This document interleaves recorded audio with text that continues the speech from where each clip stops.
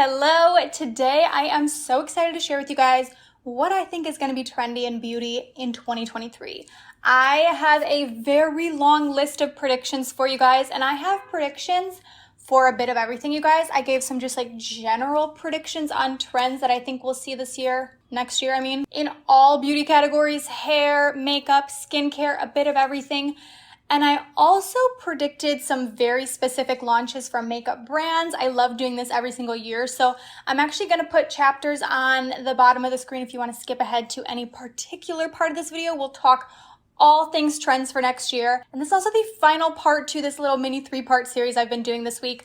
On Monday, we talked new launches for next year based on the trademarks. I dug up trademarks from all of our favorite brands, and we talked about what they're probably going to be launching based on the names I found. And then yesterday I shared the trends that I think we need to leave in 2022.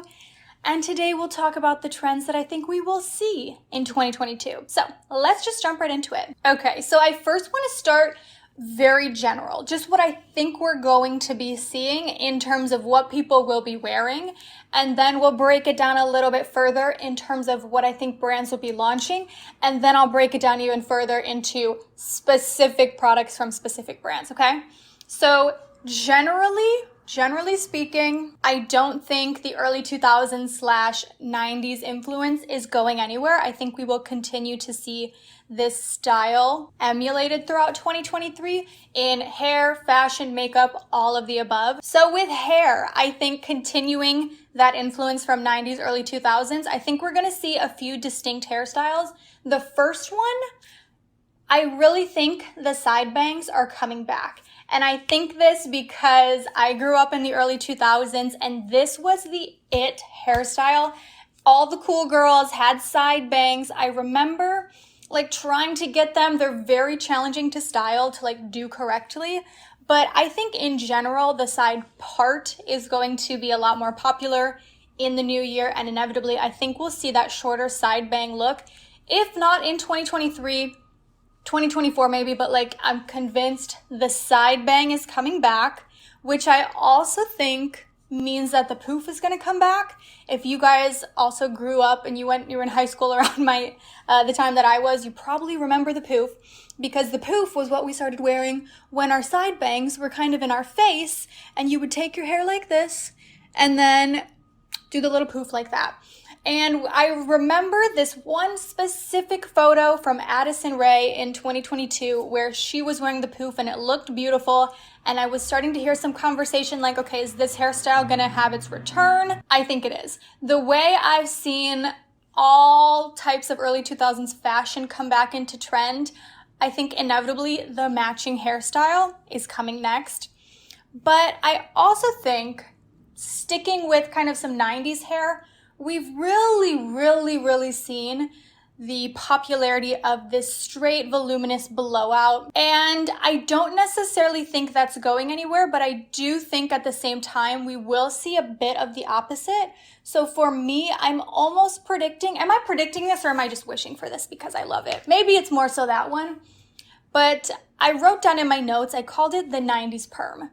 Now, not everyone that wore this hairstyle had an actual perm. Like a lot of these people actually have curly hair, but I know a lot of people in the 80s, 90s, perms were very trendy to get that tighter hairstyle if that's not your actual hair texture. And I'm specifically thinking of like Mariah Carey, Julia Roberts, even like Carrie in Sex and the City.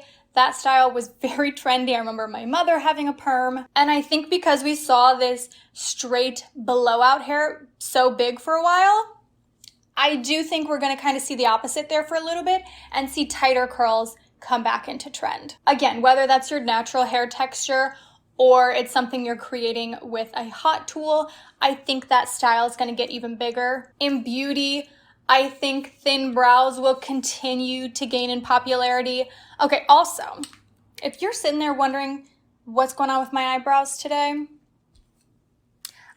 before this, I filmed Friday's video, which is testing new drugstore makeup. Stay tuned, it's coming soon, but I'm trying out a brow stencil, okay? It's like you have these little stencils you put on your eye and then you have a stamp. I don't know. Not sure how I feel about it, but With brows, I think thin brows will continue to be very trendy this year.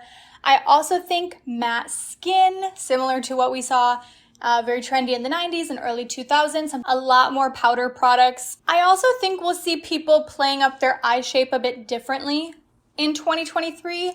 And I say this because of the popularity that we saw of the cat eye, the fox eye, especially this past year, but even before that. Because trends were so focused on like lifting the eye, something very sharp, I think inevitably we will see a bit of the opposite there, whether that's more of that doe eye look, possibly even downturned eyeliner, just something a lot more rounded. I also don't think the random obscure names for makeup looks are going anywhere. I think if anything, we will see them more in the new year.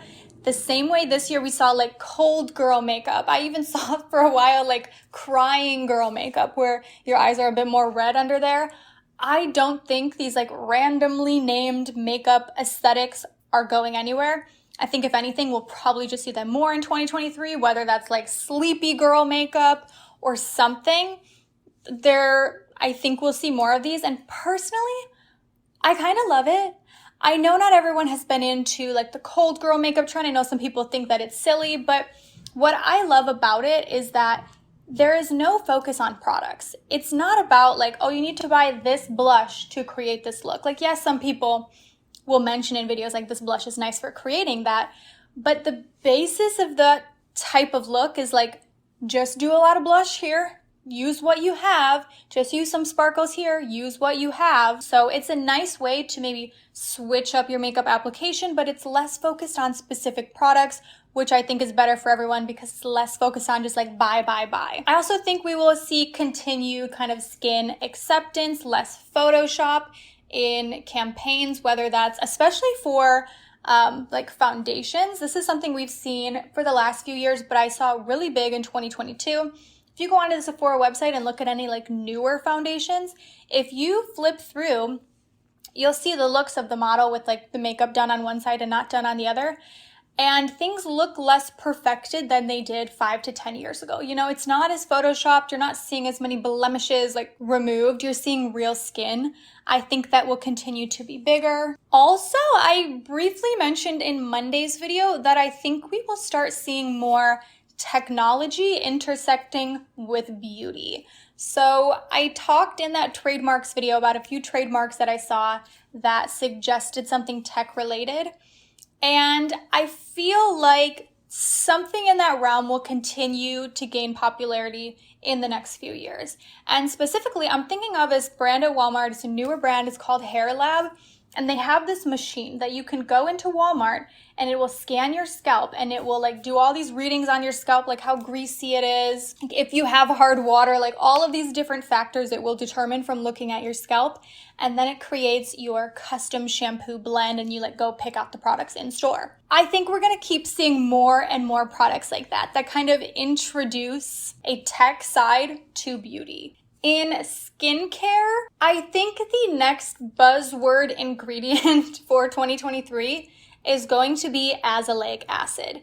The same way we watched hyaluronic acid become such a buzzy ingredient a few words back, this past year I would say niacinamide was the it ingredient. I'm confident that azelaic acid is going to kind of take over for 2023 just because this is one, okay.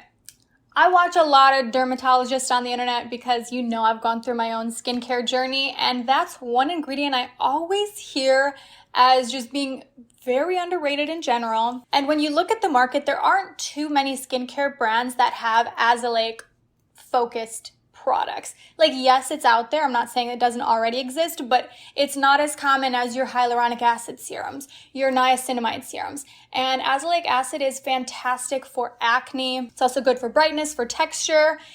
And very recently, we just saw Drunk Elephant come out with an azelaic acid mask. Well, they call it a mask, but it's kind of more just like a leave-on product.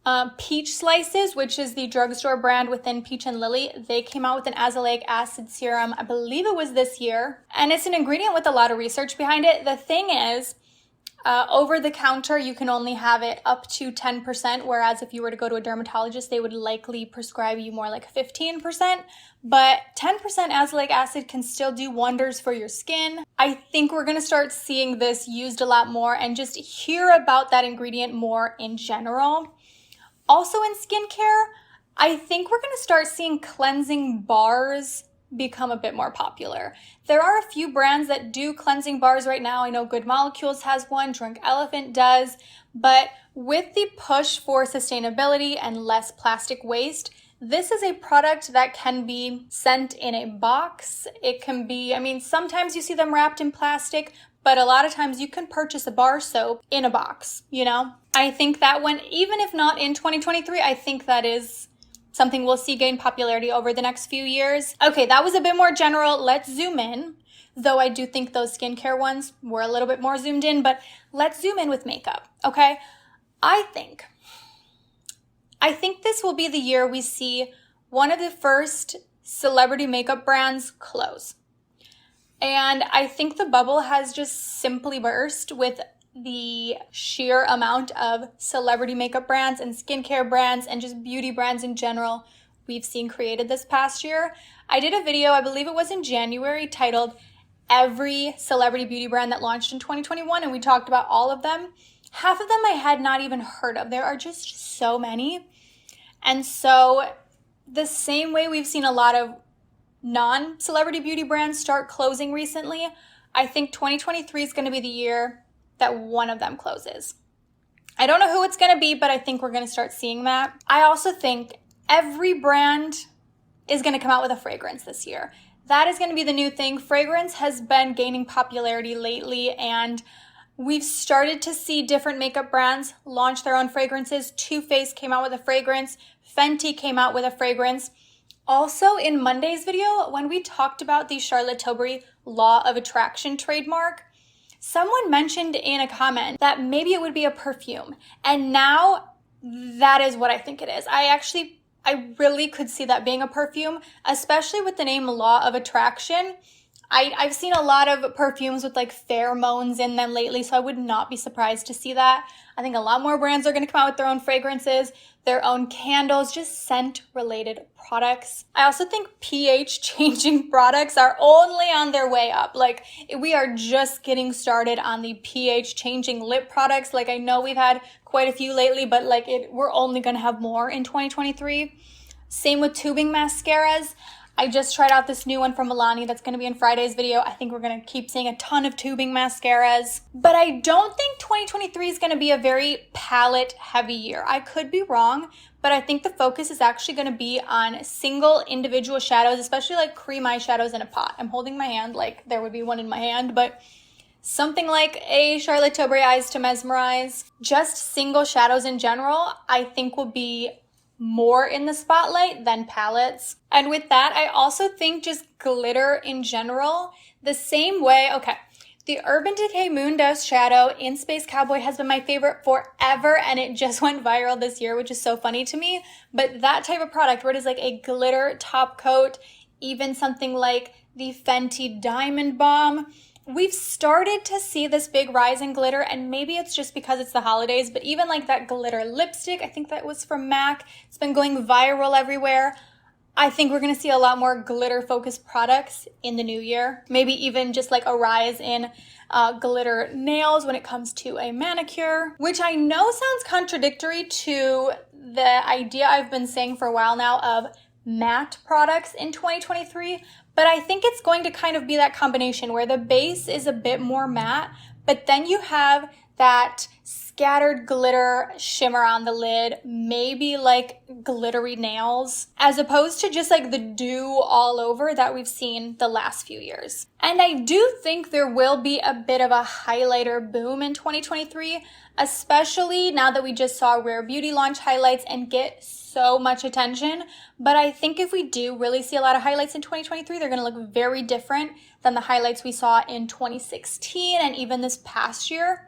I think they're going to be powder, and I think they're going to be a lot more refined, very smooth, finely milled powders that really don't emphasize texture, and maybe even more of an understated glow as opposed to like that blinding look we saw 5 years ago. I also think we're going to keep seeing dupes, you guys. That has been a huge trend for 2022. Brands duping each other and just like blatant duping, not even trying to hide it. And in 2021, I feel like the big trend was collaborations, collaborating with any random IP. And we still saw that in 2022, but I would say we really have started to see a lot of brands duping each other.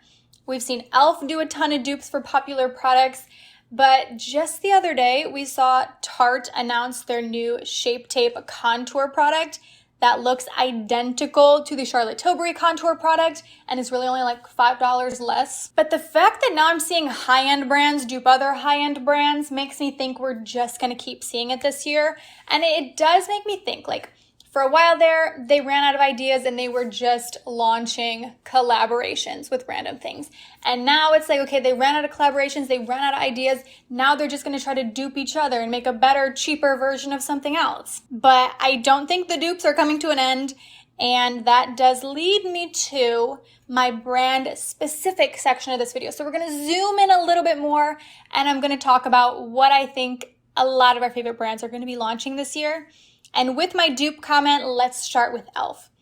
e.l.f. is clearly trying to dupe everyone, everything. If it's viral, they're going to dupe it. The same way they duped the Milk Hydro Grip Primer, the same way they duped the Charlotte Tilbury Hollywood Flawless Filter, and the same way they just duped Benefit Roller Lash. The e.l.f. dupes are not going anywhere, so my prediction, which is, this is such an easy one. This is like the free spot on a bingo card, but e.l.f.'s gonna dupe more viral products. I specifically chose 3 that I could see. First of all, I could see them doing lip oils. Yes, they have a lot of lip products and they have something similar to a lip oil, but I could see them doing like a full line of lip oils, trying to duplicate the viral Dior lip oils. I could also see them trying to dupe the Rare Beauty liquid blushes. And this one you might be thinking, well, no, they already have their poreless putty blushes. They have powder blushes. They have a lot of blush formulas, but that has never stopped e.l.f. before. They are a brand that like they could have multiple formulations of different categories of products and they're still gonna come out with more. So I could see them trying to dupe the Rare Beauty blush sticks, or not sticks, liquid blushes. And another one I wrote down was another one from a subscriber comment. Someone mentioned this in Monday's video. I could also see them duping the Hourglass Ambient Lighting powders. But I think that style of product is going to be really big in the new year because I think we're going to be more powder focused, but I don't necessarily think the powders are going to be super flat and like lifeless. I think something like an Hourglass Ambient Lighting powder that has a little bit of a sheen to it is going to be a trendy style of product, so I could see e.l.f. duping that. I think Milk Makeup is going to come out with cream eyeshadows and they're going to be called the Hydro Grip eyeshadows. So Hydro Grip is like their hero line, so I'm confident they're going to come out with Hydro Grip something this year, but I think like a cream eyeshadow or something eyeshadow related with the name Hydro Grip I could absolutely see from Milk in 2023. I also think Too Faced is going to launch a new foundation this year. Born This Way has been popular for a while now. I think it's still a very popular foundation. It's a bestseller at most retailers that carry it, but they did discontinue the Peach Perfect foundation a few years ago, which used to be my favorite.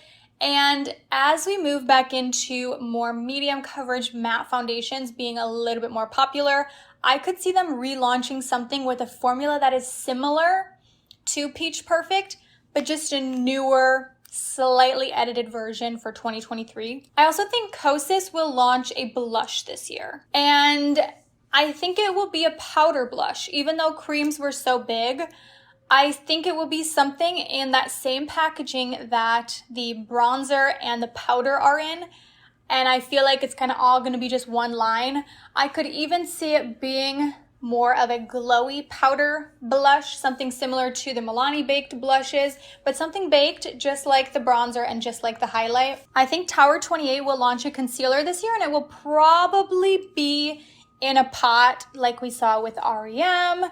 I think pot concealers are just going to gain popularity in general, but I could definitely see Tower 28 launching one this year, especially because their Sunny Days tinted sunscreen got so popular. I feel like now we're going to see them do a concealer. I also think Lady Gaga's brand House Labs will inevitably come out with a concealer this year, especially after the popularity of the foundation. I think Saie will launch some form of an eyeshadow product, but I don't think it's going to be like a full palette. It's going to be something a little bit more natural, a little bit smaller also.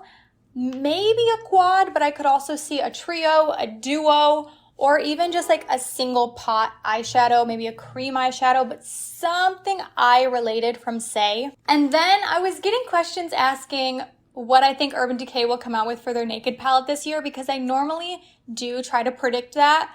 I'm at the point where I don't know. I don't even know what's going on with Urban Decay anymore. I don't know, but I would love to see them do, and I wouldn't be too surprised if they came out with more of a taupe palette in 2023. Not necessarily because I think that's going to be the most trendy color story, but more so because I think Urban Decay is not always up on the trends. They're usually a bit behind, but let me know what you think for their Naked palette this year. They might come out with more than one. Sometimes they do. I don't get as excited about the Naked palettes anymore, but let me know what color story you think we'll see from them this year. Those were all of my many predictions for 2023. Thank you so much for watching, and I will see you tomorrow for the next day of Vlogmas. Bye!